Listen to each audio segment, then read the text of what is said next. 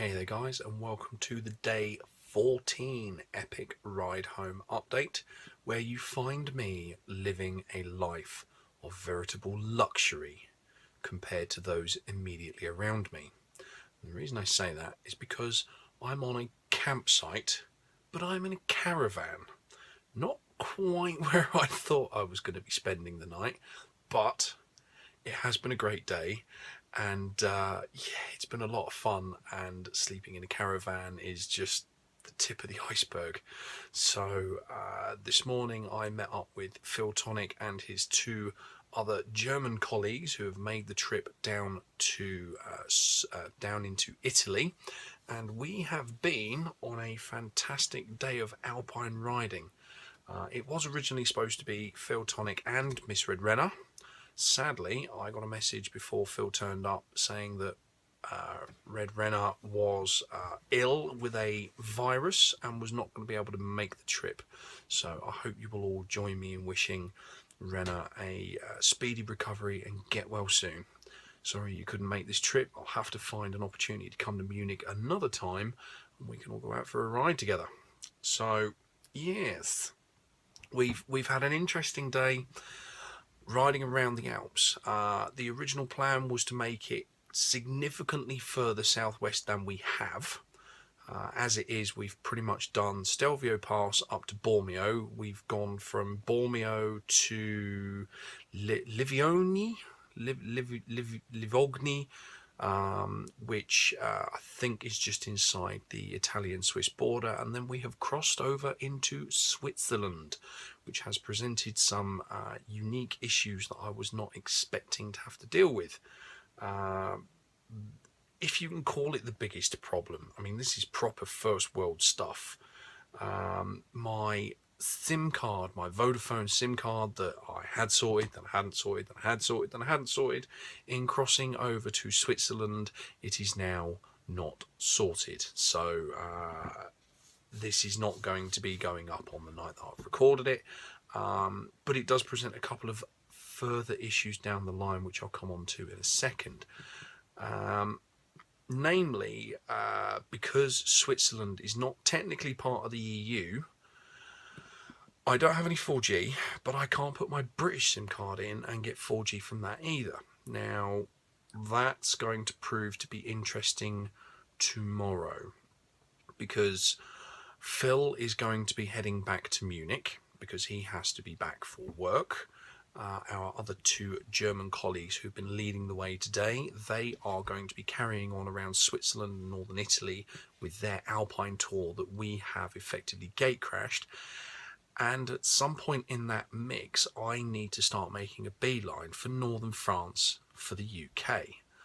But with no 4G, I have no Google Maps, which means that navigating Switzerland effectively blind is not a good position for me to be in. So we've come up with 2 or 3 plans, one of which is for me to say thank you very much to the gentleman in the morning and go off in a completely the opposite direction, but instead of heading northwest towards France and the UK, I need to head southeast into Italy to pick up my 4G signal to then work out how I'm going to get home from there, which will probably involve going down via Lake Como towards Milan and then across into France, and then I make my way up the eastern side of France via Paris and I end up in Caen that way.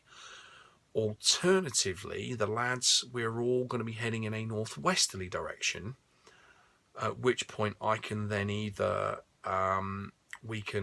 Phil and I can go through Liechtenstein, and then he can cut across from Liechtenstein.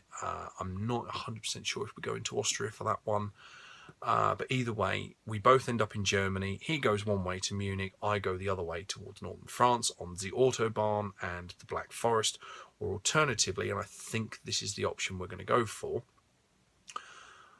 we go a little bit northwest. Phil and I will then head northeast into Austria, and then as soon as we get to Germany, I will be able to jump on an Autobahn to head northwest, and that's my route out of the country. and Phil will then go northeast back to a poorly red Renner and their home in Munich. So tomorrow's going to be a fun day. I genuinely don't know how it's going to pan out. I'm assuming that once I get back into an EU country, my 4G SIM card will pop back into life and I will be able to use it. Alternatively, I'm going to be having to navigate the rest of Europe blind.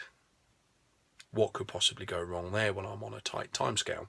But I'm still optimistic that I'm going to hit Caen for the overnight ferry on the 8th to get me back in the UK on the 9th. And do you know what? If I have to sit on the Autobahn and the French auto routes for 3 days to enable me to do that, that's what I'm going to do. So yeah, I wasn't expecting to end up spending the night on a campsite, but this place is very, very nice actually. We're next to a lake that I can't remember the name of. We've got a lovely little stream off over the side there. Like I say, it's been really, really good to have some company today after spending so many days riding alone. Some fantastic roads, some absolutely astonishing scenery. I'm not going to lie, it's been utterly amazing, and we've actually found some better roads that are better driving roads than Top Gear's quoted greatest driving road in the world. Stelvio Pass is a fantastic stretch of tarmac, but I rode it yesterday and I thought it was a little bit too tight and a little bit too twisty to be able to properly enjoy. When we're talking hairpins, we're literally talking roads that turn onto themselves, and if you're on the inside of a turn, whether you're going up or you're going down, that's a 2 to 3 foot drop in gradient over the space of a couple of meters. Not quite so bad if you're on the outside of the turn, but on the inside it's just no fun. God knows how Top Gear, even with the road closed, managed to thread 3 supercars through the really tight and twisty hairpin areas that Stelvio Pass has got. No idea how they did it without doing 3-point turns. That ain't going to make very good TV. The problem that we've had today is that it's full of traffic. There were so many bikers on the Stelvio Pass today. It was unreal.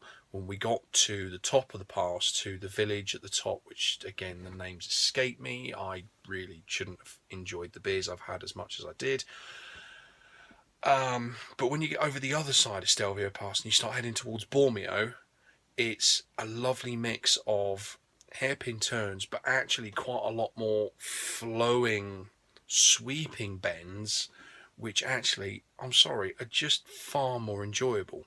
Then we've ended up over in the Swiss side of the borders, and the roads were just utterly astonishing. Utterly astonishing, carving our way down the hills to end up in the bottom of the valley that we're currently in. And the routes, whatever way we go tomorrow, we're going to end up doing a lot more twisty turnies, and I'm really, really looking forward to that, if only as a final farewell to this part of the world before I end up having to smash it down the motorways as a way of effectively covering distance. Yin and yang, pleasure, pain, call it what you want. It needs to be done. I need to get back to the UK. So thank you very much for watching. I'm going to leave it there. Today's been a good day. Tomorrow promises to be a good day at first, but it could prove interesting if I've got to try and navigate my way through Europe blind-ish. And we'll see how we go. Hopefully normal service will resume tomorrow. This video and tomorrow's video will hopefully go up as a double whammy. As I have for the last 4 videos, I think they've gone up in pairs. It's just the way it is with the 4G and the Wi-Fi, I'm afraid. So thank you very much for watching, and I shall see you guys in the next video. Ciao for now.